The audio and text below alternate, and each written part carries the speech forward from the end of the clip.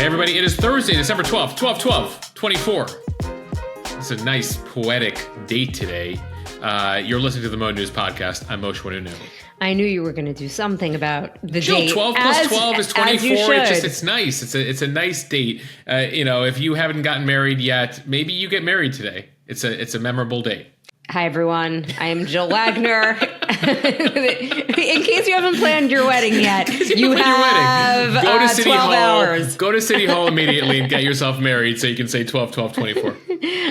This, by the way, is the place where we bring you just the facts and some numerology. And we read all the news and read between the lines so you don't have to. Jill, I feel like there was another date this year, February 4th, 2424, was also had a nice ring to it for folks. But listen, it's not about the date you get married on. It's the person you're getting married to.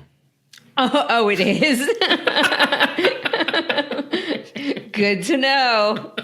Now you tell me.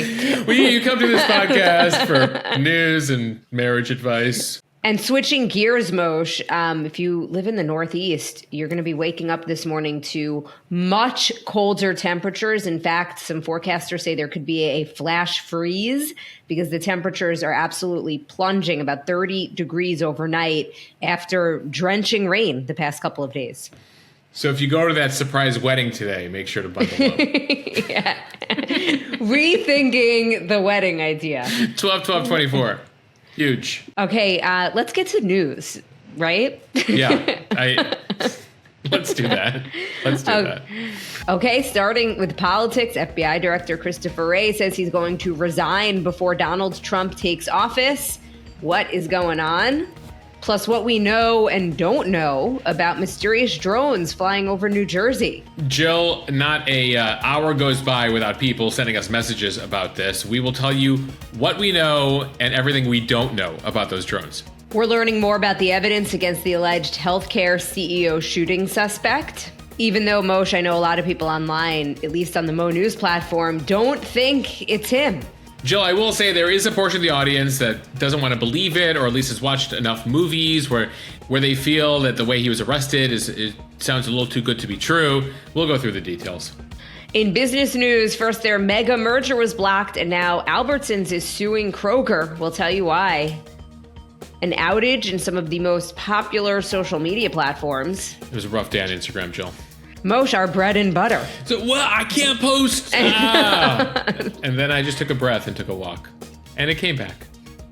And it was probably a nice hour, right? It was, that you were like, great. Okay, it was great. Well, the first half of it was really painful. The second half, I appreciated the break. What Greenland is doing to boost tourism. And Moshe filed this under 2024 stories, the Tuah girls Memecoin controversy. Yeah, we've been avoiding her in this entire story, but now the SEC is getting involved, and there could potentially be a trial, so stay tuned. We have been avoiding her. Not like interested. Not interested. Plus, Moshe is on this day in history. We'll tell you about how you could say most famous painting in the world actually became famous on this day. Mona Lisa? Until relatively recently, Jill, nobody really cared about the Mona Lisa.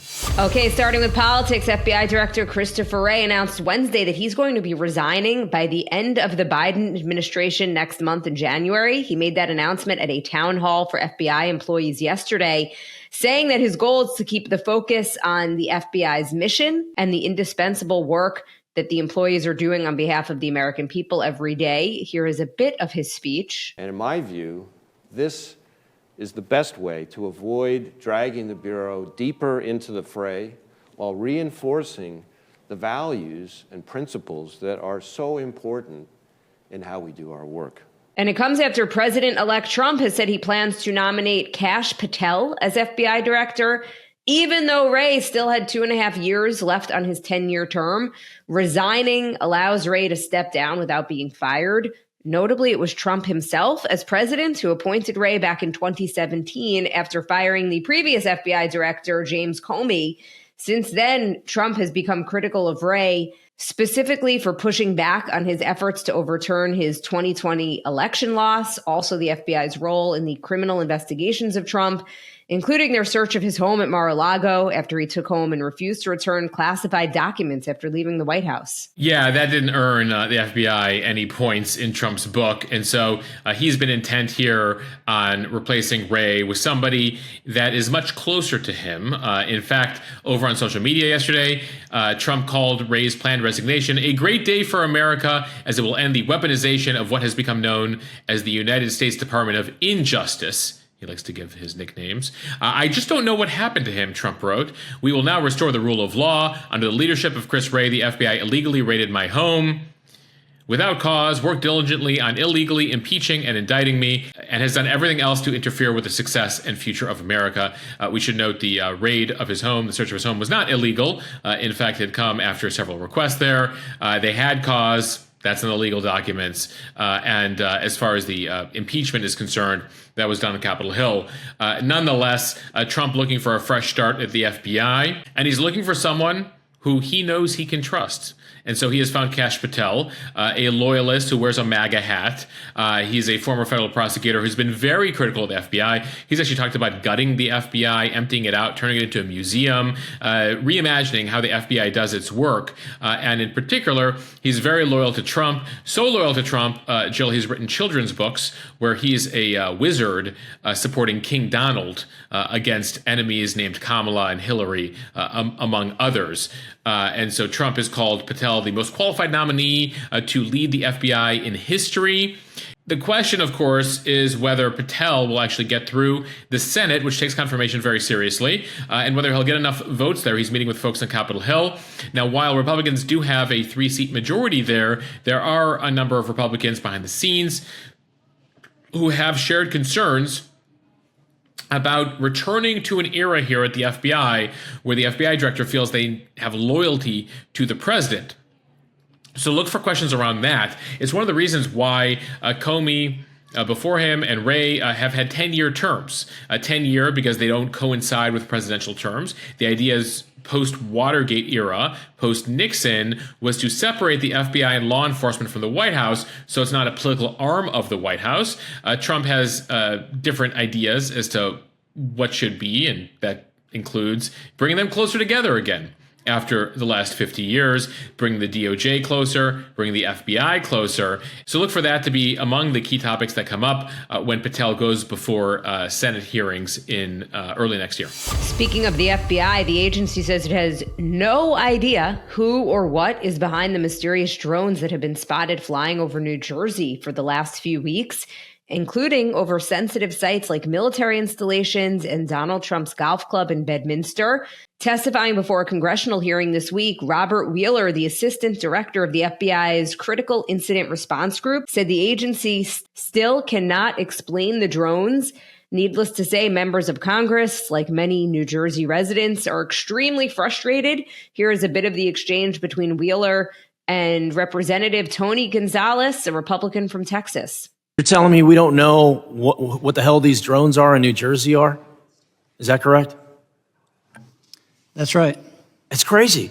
I mean, that's crazy. That's madness that we don't know what these drones are. Asked by another member of Congress if the public is at risk, if there are nefarious intentions that could cause either an actual security or public safety incident, Wheeler said, nothing that is known that would lead him to say that. But in his words, we just don't know. And that is the concerning part of it. So Moshe, this kind of started as a social media story with people posting videos of these drones. Some, by the way, are as big as SUVs. But now this is getting the attention, as we've been saying, of the federal government, as these clearly do not seem to be recreational drones. Some residents actually said that they have seen as many as a dozen flying at the same time in a way that is coordinated. Jill, there are so many social media groups, Facebook groups, etc., where people are sharing photos and videos with one another. Our inbox has been inundated from people in New Jersey asking questions, being like, please tell me what is happening here. And I'm like, I can only tell you what the FBI is telling us, which is, based on that hearing this week, very little. Now, there is a congressman from New Jersey, Jeff Van Drew, who said on Fox yesterday, and this is getting a lot of attention, that he has very high sources, Van Drew says, that Iran is behind these drones from a mothership. He didn't provide any evidence. The Pentagon denied that, saying there's no evidence that the drones have come from any foreign entity or are the work of an adversary here.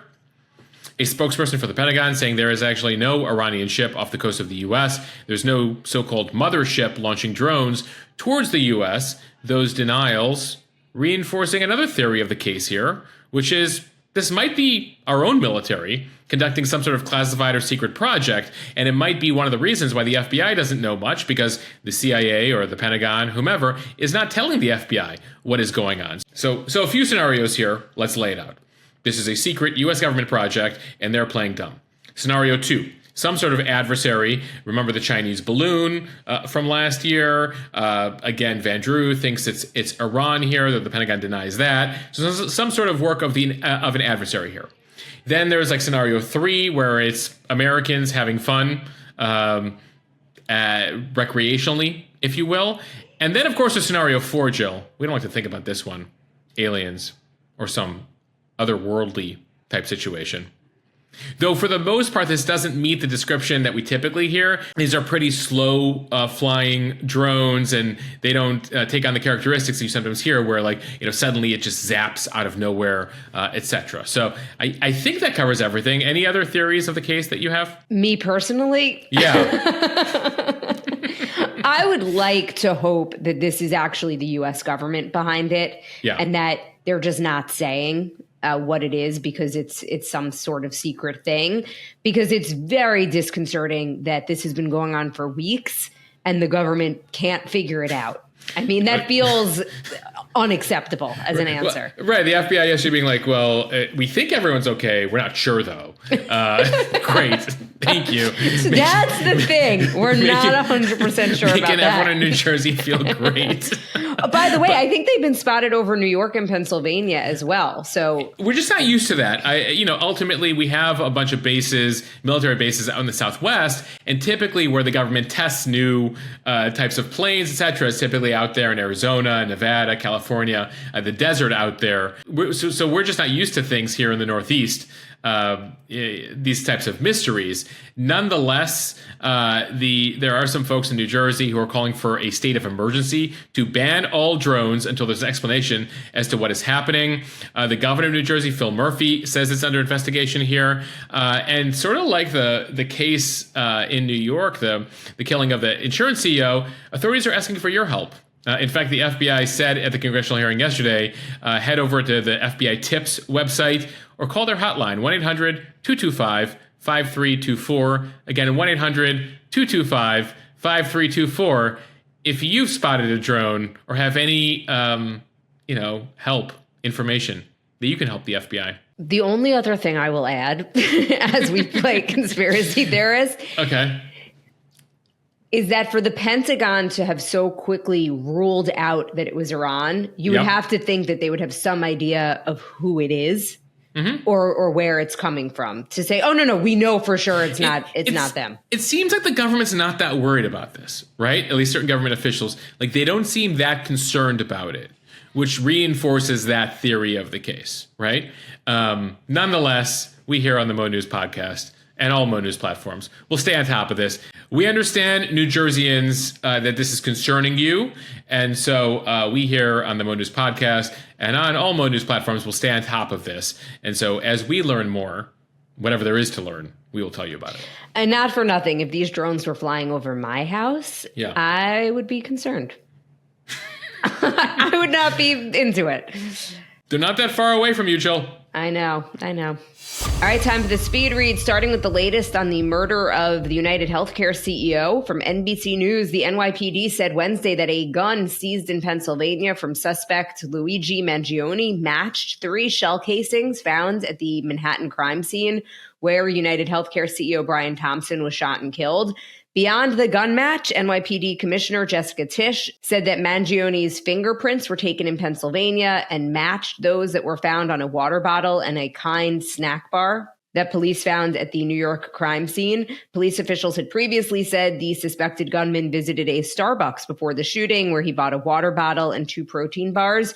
Those items were allegedly discarded by the suspect and later collected as evidence. This guy was very haphazard as we keep collecting more evidence here. Showed up on all these cameras, was flirting with the woman at the hostel, went to the Starbucks, was dropping stuff all over Central Park. As much as some people want to believe that, is a very adept assassin here, pretty shoddy, and a lot of evidence here, to the point, Jill, where there's a prominent defense lawyer named Ben Brofman who represented Diddy, Harvey Weinstein, and others. And even he, as a defense attorney, is like, this is a, quote, overwhelming amount of evidence, he said in an interview with the New York Times. He said, given that there isn't an inch of Manhattan that isn't covered in recording devices, it's hard to explain away what happened. And this is a guy who's adept at that as a very expensive defense attorney. If you're looking to take out a healthcare CEO, why do it in the most pictured place on Earth? One of the most, or at least one of the places with the most amount of cameras on Earth. That said, at the same time, he did note that prosecutors' jobs will not be easy, completely easy, because you're going to have to find a jury when he eventually gets to New York. Right now, he's fighting extradition to New York. Mangione is, which means that this could be delayed by a month or two. That once you get to New York and you have to put a jury together for a murder trial, you're going to have to find jurors who do not feel they've been treated unfairly by the healthcare industry, which is going to be challenging. You're going to need to find jurors who can put aside their personal feelings about health insurance and healthcare costs and rule fairly on a murder. So that's going to be one of the challenges for prosecutors down the road here. In the meantime, we continue to get more evidence here. Apparently, Mangione was also carrying a notebook on him, in addition to that 3-page manifesto we told you about yesterday. In the notebook, he wrote further about his plans, apparently talking about wanting to target a CEO at a conference with a gun. He expressed that method, a gun, was more preferable to other means like a bomb, so others would not be harmed. Apparently, he writes in that notebook, what do? You whack the CEO at the annual Parasitic Bean Counter Convention. It's targeted, precise, and doesn't risk innocence. Bean counting, a reference to conferences where they're talking about how much money that the company has made over the last year. And most despite the fact that this person allegedly murdered another human being, the fandom continues with this kind of bizarre. In fact, a professor at UPenn at the University of Pennsylvania facing significant backlash after her social media posts celebrated Luigi Mangione, and she actually wound up issuing an apology for it. Yeah, her name is Julia Alexeyeva. She goes by the Soviet, like a feminine version of the Soviet. As a professor, she describes herself as an anti-fascist socialist over at University of Pennsylvania, which is where he went to school. Unclear whether he was taught by her at any point, but she made a video with some music from Les Mis celebrating him, as well as some other posts on other media platforms. Got such backlash that she then apologized the next day, saying she didn't mean what she wrote there.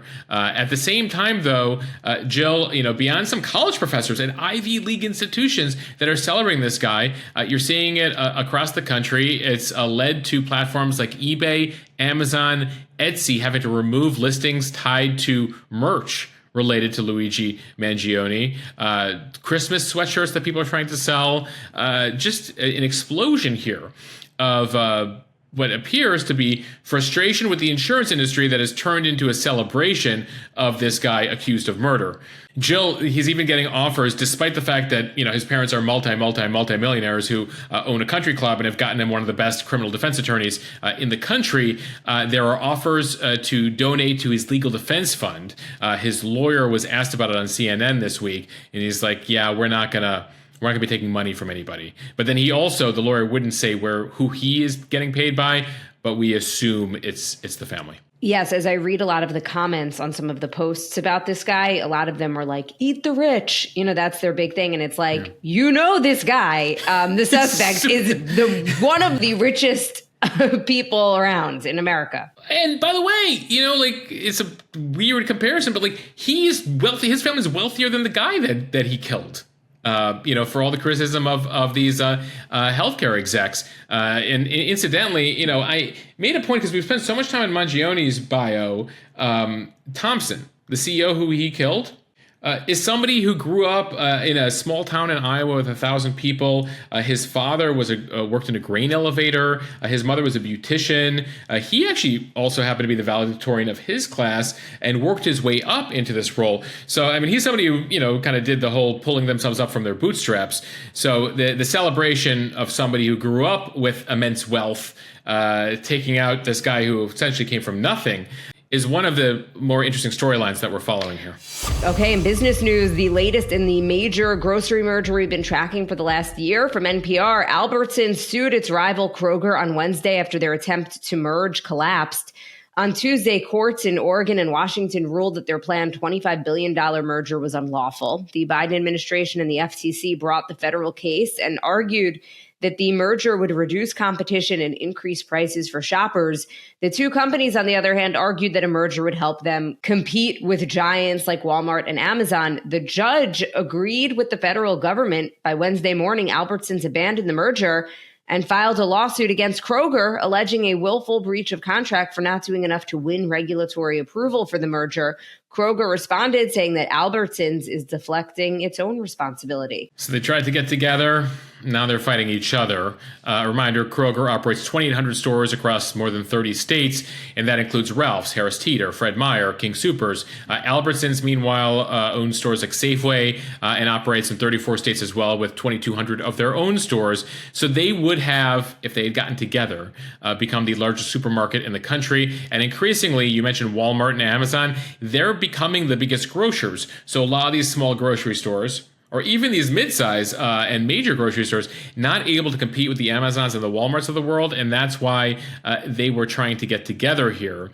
So now they weren't able to, and so now they're suing one another for not doing enough to win the case. Now, one key question we're following here is, will the Trump administration take a different approach here to mergers, to the Federal Trade Commission? We know they will.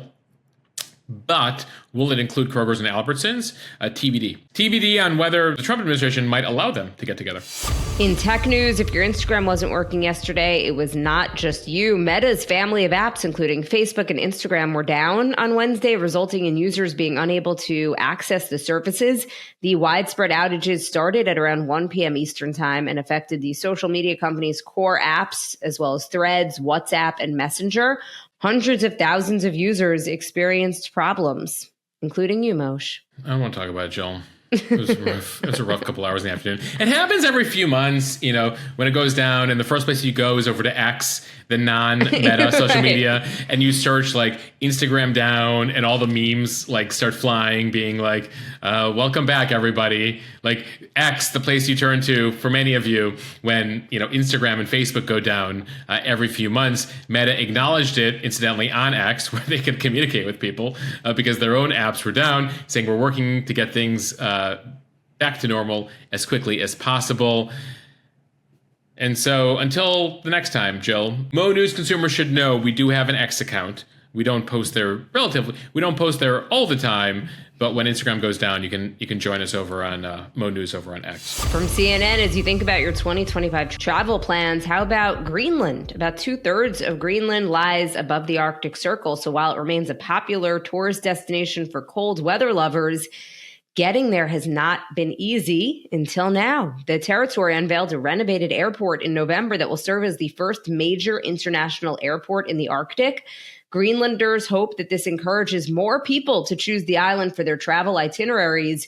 Nuuk International Airport, that's Nuuk, is located in Greenland's capital city of the same name, and it now is a runway that is 7,200 feet long, along with a new terminal. That's a key length, Jill, because that means it's long enough to handle larger planes that travel across the Atlantic Ocean. Until now, you've had to fly into smaller military bases to eventually get around Greenland. It's made things challenging for tourism purposes, where they're looking for convenience and direct flights. So now, brand new, there's a new regular direct route from Copenhagen, Denmark, and then starting in June, just 6 months away, United Airlines will start seasonal flights between Newark with a direct to Greenland. It'll take just about 4 hours. Actually, that's quicker than Iceland, which takes about 5 hours. So as of right now, 130,000 visitors a year come to Greenland on cruise ships or various smaller planes. And now they're hoping that the fact that they have this brand new airport, direct flights from New Jersey, hold the drone, fly to Greenland and Denmark, they have high hopes. By the way, Greenland, huge country, only 56,000 people live on it. So it's basically the size of a small suburb. But again, they're hoping to attract people there. Fun fact about Greenland, you might ask, why is it called Greenland if it's full of snow? Well, when the Vikings went there more than 1,000 years ago, Eric the Red, as he was known, named it Greenland as a way to convince people to come. So they've been working on tourism to Greenland for the better part of a millennium. We'll show him. Eric the Red had the right idea. He's like, we'll name it. And then funny enough, Iceland, which is like, warmer temperatures, is named Iceland. That's a whole separate story as to why it's called Iceland. It has to do with a really depressed guy who was upset that his settlement didn't work on the island. All he could see was ice, so he named it Iceland, and the name caught on. And so there's irony and there's interesting weave there between Greenland, which is icy, Iceland, which is more green, and so on and so forth. Meanwhile, I want to follow up with whomever decided to do this in like 10 years and see if they still think it was a good idea. Right. Are they going to go the way of like Barcelona or Exactly. Venice or Athens being like, oh my God, how do we stop the tourists from coming? What did we do? What have we done to our poor little country? And finally, from Rolling Stone, words that I never thought I would say, the Hawk Tuah girl is in a Memecoin controversy. So you may have heard or seen the viral clip of Haley Welch. She has become known as the Hawk Tuah girl, famous for a viral moment in an interview where she made a sexually provocative comment outside of a bar. It went viral on social media. The comments and Welch became a meme. After that viral moment, Welch has more than kept her 15 minutes of fame going. I think we're on the 42nd minute of the 15 minutes of fame for this woman. So believe it or not, she actually signed with a talent management agency. She sold tens of thousands of dollars in merchandise from that viral clip. She gets paid a lot of money for promoting clubs. And she now has her own podcast with guests like Mark Cuban and Wiz Khalifa. But the headlines have taken a turn. Most recently, Welch has come under fire for helping launch a cryptocurrency meme coin, naturally called Hawk, H-O-W-K. Meme coins are a volatile type of cryptocurrency. They're often inspired by internet memes, characters, or trends. So her Hawk launched last week. Its value initially surged, but then hours later, shocker, it tanked. But it appears most people were not able to sell quick enough. In fact, only a few people may have sold quick enough, and they might have known something. They're being accused of what they call rug pulling, which is a term in the crypto world when creators build excitement around a certain project to drive up prices. They do that before selling their holdings at peak, and then they drive down the value for all the other investors as they sell off there. So Hawk quickly gained traction after its launch, climbed to a market capitalization of, believe it or not, $500 million last Wednesday. But then by the next day, the value had plummeted 90% down to $28 million from $500 million. Investors are accusing her of misleading them, promoting Hawk without transparency, profiting off of a scheme here. And that's the thing about crypto, though, is it's very transparent. You can see on a ledger every single item that was sold. That's one of the reasons why people in crypto love crypto, is there is a level of transparency. And it turns out that there were a bunch of people selling at a certain moment there at peak that drove down the value. So some investors now are complaining to the Securities and Exchange Commission, the SEC. The SEC website says it's dedicated to protect investors in the crypto markets. So they are likely looking into this. They might want to set an example here. It's unclear how much she had to do with this, but of course her name is behind it. And so we'll see what happens. Somehow the person she's working with here is Howie Mandel's son-in-law. He's an LA entertainment type who's behind this. She has avoided really addressing this. I think she's in pretty deep. There's already, because it's crypto, revenge tokens. There's a Tuah token, apparently.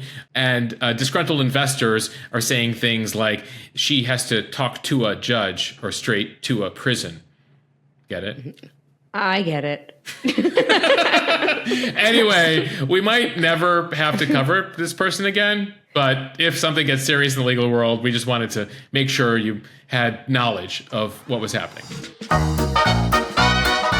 All right, we end here with On This Day in History. On this day in 1913, Leonardo da Vinci's Mona Lisa was recovered in Florence. Some of you might not be familiar with the story, but the Mona Lisa was actually stolen from the Louvre in 1911. It took more than 2 years before they found it in Italy. This Italian waiter had stolen it. He was trying to sell it.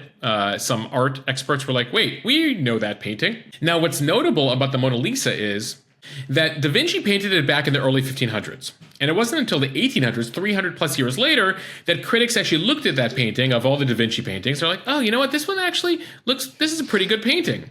Still, even at the time that they stole the Mona Lisa, it was not remotely even the most famous painting at the Louvre. It was kind of an afterthought. Now, though, after that 2-year search for the Mona Lisa, it gets returned. It's this international story. And this is even before the era of radio and TV and etc. But still, it became this internationally known story. They recover the Mona Lisa. It is returned to the Louvre, and the rest is history. All right, fast forward to a bit of music history here. On this day in 1977, Saturday Night Fever, starring John Travolta, premieres in New York to massive success with the iconic soundtrack by the Bee Gees. Jill, there's like 6, 7, 8 hits on that soundtrack. Moshe, we covered On This Day in History a while ago how disco was a category at the Grammys for 1 year. 1 year. And they were like, we're done. Yeah, not as much staying power as the Mona Lisa. Disco has its moment in the late 70s. I think they finally created a category for the Grammys. I forget if it was 79 or 80. They have the first ever best disco album. By the following year, America was like, we hate disco. Forget disco. It's never come back. It's usually everything is cyclical. Disco is not. The music, disco aside. The beats has sort of had a moment in the 90s, but not in a real way. The culture, though, the bell bottom, some of the 70s disco-esque culture, though, the disco ball has had much more staying power, you could say, than disco music. But Jill, I will say the Bee Gees, that album, it's good. It's solid. And maybe it'll have a moment here because do we consider YMCA as part of the disco era? Because it's Trump's favorite song. I guess it is, right? I mean, now that you mention it. Yeah, 1978, Village People. So, I don't know. If anyone can do it, maybe Trump brings back disco. We'll stay tuned. And finally, staying with music here. Tears of a Clown, do, do, do, do, do, do, do, do. And on this day in 1970, Smokey Robinson and the Miracles finally earned their first #1 hit with Tears of a Clown. You might be familiar with that song we just played. It topped the Billboard charts on this day in 1970. Jill, Smokey Robinson had been in Motown for years, close with Berry Gordy, and written a bunch of #1s for other people. He wrote My Girl for the Temptations. He wrote My Guy for Mary Wells. And so finally, with Tears of a Clown, gets #1. And he would then continue at Motown for nearly 2 decades as an executive. So an incredible voice, producer, and executive there. And so and gets credit for some of the most famous songs from that era. Moshe, I've been watching The Last Holiday. I don't know if you've seen it. It's a Christmas holiday movie with Queen Latifah and LL Cool J. For whatever reason, I happen to love the movie, and I've been rewatching it nonstop. But Smokey Robinson is in it, and he performs, and he sounds great. Jill, he's 84 years old. He turns 85 in February. God bless you, Smokey. William, real name William Robinson. Smokey, though, much more iconic. All right, everyone. Thanks for listening to the Mo News Podcast. If you like what you hear, share this with your friends. It will help us grow. Follow us and subscribe so you don't miss an episode, and review us in the App Store. Wait, speaking of Smokey, Jill, do you remember during COVID when he was making, I don't know if he was making a cameo or something, and somebody wanted him to wish somebody a happy Hanukkah, but he had never seen it written out that way with a C in front of it. He goes, Happy Chanukah. You know what? I don't know what that is, but Happy Chanukah to you. Do I remember that? It hits everything I'm about. That was at a time when things were so uncertain during COVID, Smokey Robinson pronouncing it Chanukah. That was amazing. It was what we needed in that moment in time. We need Smokey to do something else for us this year, given the state of play. All right, everybody, we'll see you back here tomorrow.